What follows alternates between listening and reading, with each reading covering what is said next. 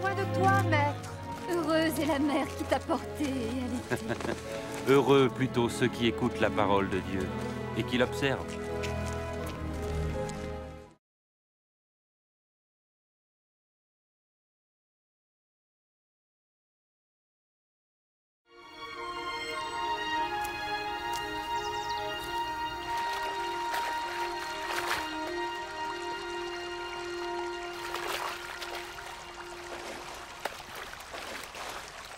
Apprends-nous à prier, comme Jean l'a appris à ses disciples.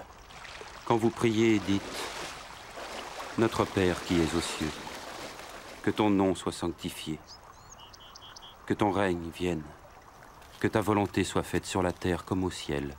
Donne-nous chaque jour notre pain quotidien. Pardonne-nous nos offenses, comme nous pardonnons aussi à ceux qui nous ont offensés. Protège-nous contre la tentation et délivre-nous du mal. »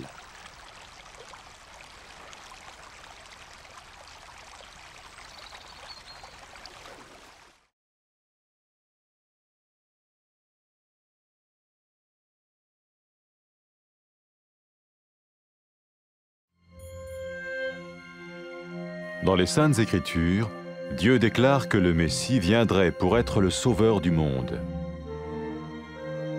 La vie de Jésus prouve qu'il est bien celui dont les prophètes avaient parlé.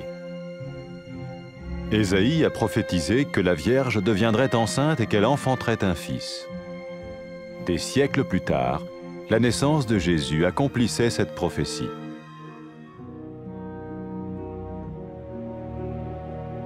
Les Saintes Écritures déclaraient que le saint à naître serait appelé le Fils de Dieu. Cela signifiait que Jésus serait le Fils de Dieu au sens spirituel et non au sens physique. Nous le voyons par sa manière de vivre. Il a guéri des malades, il a pardonné leurs péchés, les a ramenés à Dieu et leur a promis une place dans le royaume éternel de Dieu. Il s'est offert lui-même en sacrifice pour le péché à leur place. Puis il est revenu à la vie, victorieux sur la mort selon le plan de Dieu. Jésus a dit « Personne ne me prend la vie, mais je la donne de ma propre volonté. » La vie de Jésus n'a pas seulement accompli les écrits des prophètes, mais elle a aussi confirmé la vérité de la sainte parole de Dieu. Les prophètes avaient écrit « Ta parole, ô mon Dieu, est parfaite, elle dure à toujours. » Jésus lui-même a dit « Le ciel et la terre disparaîtront, tandis que mes paroles ne disparaîtront jamais. » Jésus est venu pour nous donner la vie dans toute sa plénitude. Et quand l'homme a désobéi à Dieu dans le jardin d'Éden, il a choisi sa propre voie et ses actions l'ont séparé du Créateur.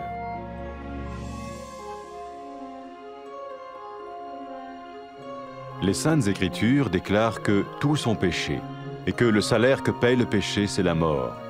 Il s'agit de la mort spirituelle, éternelle séparation d'avec Dieu. Mais tout comme Dieu a donné un bélier pour qu'il meure à la place du fils d'Abraham, ainsi il a envoyé Jésus, le Messie, mourir à notre place. Sa vie, sa mort et sa résurrection restaurent la relation entre Dieu et tous ceux qui mettent leur confiance en lui. Maintenant, non seulement Jésus pardonne les péchés de ceux qui le suivent, mais il les sauve aussi du jugement éternel de Dieu.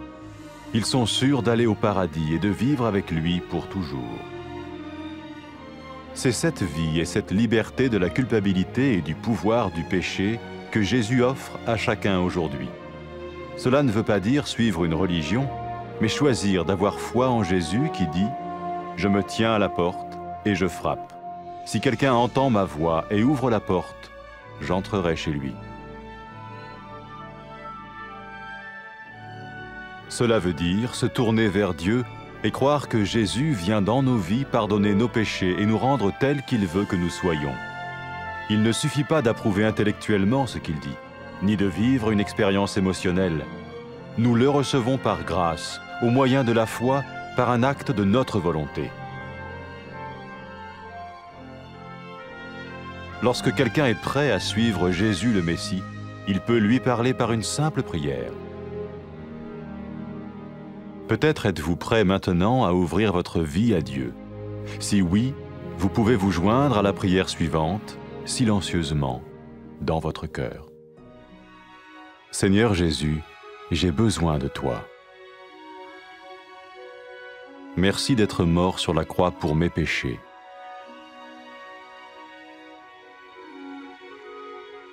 Je confesse mes péchés et je m'en repens.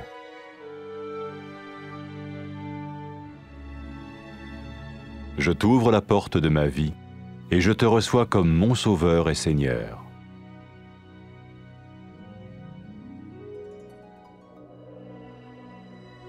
Merci de me pardonner mes péchés et de me donner la vie éternelle.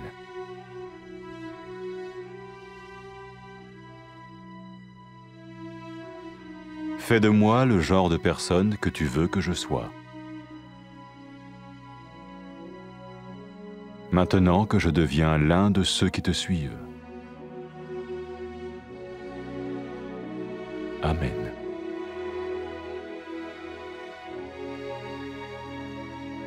Jésus a dit à propos de ses disciples, « Mes brebis écoutent ma voix, je les connais et elles me suivent. » Pour expérimenter la vie en abondance promise par Jésus, ceux qui le suivent parlent à Dieu chaque jour dans la prière et lisent ou écoutent sa parole.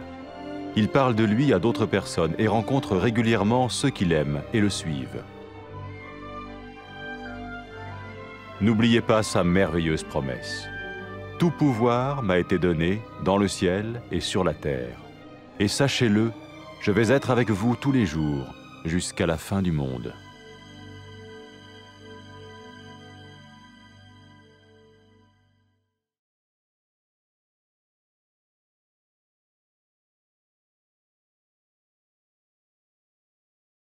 İhtiyacımız var yara. Xoş o arvadın halına ki sənə ana olub.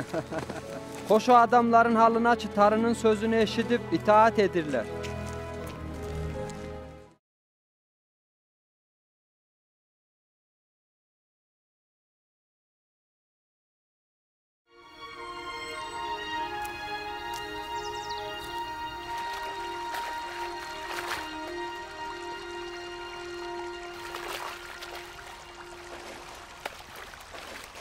Dua etməyi bizə öyrət.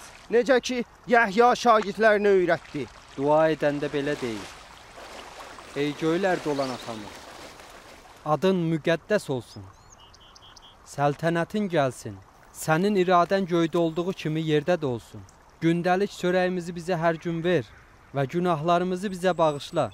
Çünki biz də bizə günah edənləri bağışlayırıq. Bizi vəsvəsəyə salma, lakin şərdən qurtar.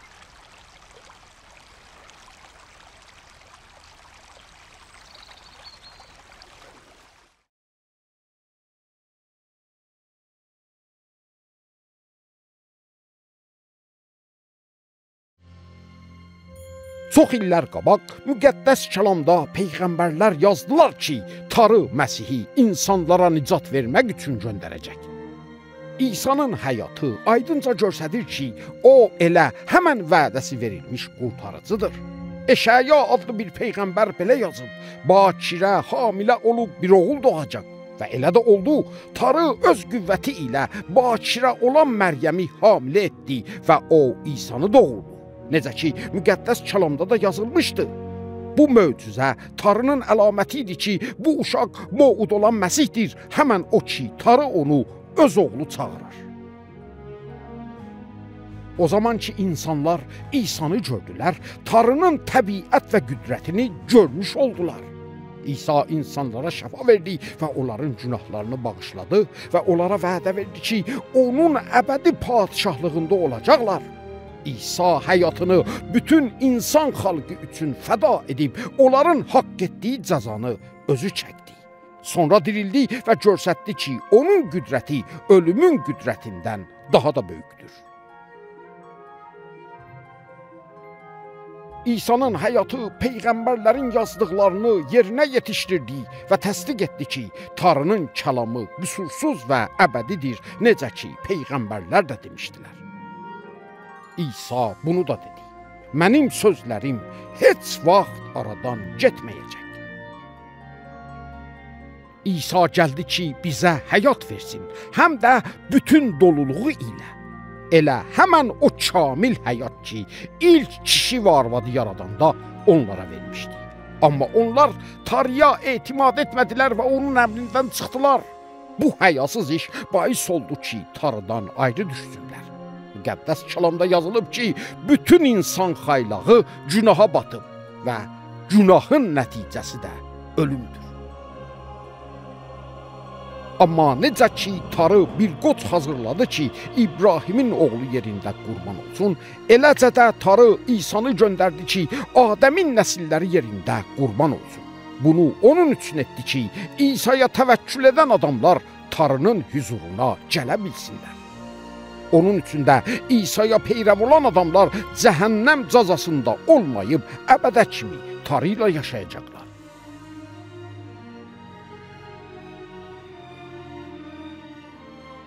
Ölümdən dirildikdən sonra İsa peyrəvlərinə dedi, bütün millətlərə elan olunacaq ki, Tanrı mənim adımda tövbə edən bütün insanların günahını bağışlayır. İsa bunu da dedi ki, Tanrının müqəddəs ruhunu da göndərəcək ki, onun peyrəvləri ilə olsun və onlara həqiqəti göstərsin. O zaman ki, günahkar bir arvad tövbə edib Rəbb İsa'ya peyrəv oldu, İsa ona buyurdu, günahların sənə bağışlandı, mənə olan imanın sənə nicat verdi. İsa dedi ki, insanlar Tanrını həqiqi bir şəkildə sevəndə bilinir ki, Tanrı onların günahlarını bağışlayıb. O adamlar ki, qərar verirlər İsa'ya peyrəv olsunlar, belə sözlərlə onunla səmimi bir rabitə başlaya bilərlər. Ey Tanrı, sən müqəddəs və taalasan. Məni sevdiyin üçün səndən təşəkkür edirəm. Sənə etimad etmədiyim üçün ürəyim çox da kədərlidir. Təşəkkür edirəm ki, İsanı mənim əvəzimdə fəda olmaq üçün göndərdin ki, çarmıx üstündə mənim cəzamı çəksin və təkrar ölümdən dirilsin. İstəyirəm sənə peyrəv olum. İndi İsanı öz qurtarıcım və öz Rəbbim adında qəbul edirəm. Təşəkkür edirəm ki, mənim günahlarımı bağışlayıbsan və mənim üçün yol açıbsan ki, əbədə kimi sənlə qala bilim. Xahiş edirəm ki, müqəddəs ruhu mənə verəsən, elə ki, mənimlə olsun və mənə sənin yolunu göstərsin. Qoy müqəddəs ruh mənə elə qüdrət versin ki, səni bütün ürəkdən sevim və səni razı edən həyatı yaşayım. Qoy insanlar dünyanın hər yerində sənə həmd etsinlər. Amin. İsa öz peyrəvləri barədə dedi, mənim qoyunlarım mənim səsimi eşidirlər. İsa'ya peyrəv olanlar bir-birləri ilə toplanırlar, onunla hər gün danışırlar, müqəddəs kəlamda gələn onun sözlərini hər gün oxuyurlar. Çalışırlar ki, o qoyduğu nümunə kimi yaşasınlar və o haqda başqa insanlara müjdə verirlər. Onlar İsa'nın bu sözünü xatırda saxlayırlar ki, demişdi, Tanrı göydə və yerdə bütün iqtidarı mənə verib. Arxayın bilin ki, mən dünyanın axırınacan sizlə varam.